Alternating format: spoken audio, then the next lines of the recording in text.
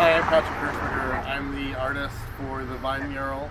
You can find me on Instagram at @GoBonusSaves. This project was graciously funded and collaborated with the Arts Council of Greater Kalamazoo and the Vine Neighborhood Association. Pixelstix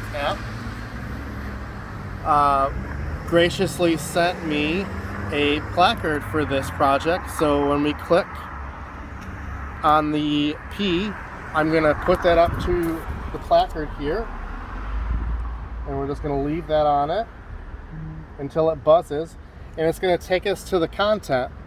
So in this case, it's a video that shows the making of, and this shows community process.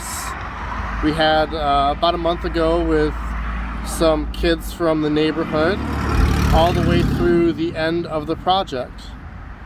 So I'm going to stop that, and if we back out of there, Kalamazoo now has its own hashtag in Pixelstix App.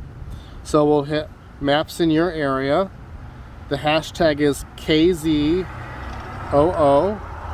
KZoo Murals, and then this shows our location, which is on Vine and Westnedge, and it's right next to Read and Write Kalamazoo.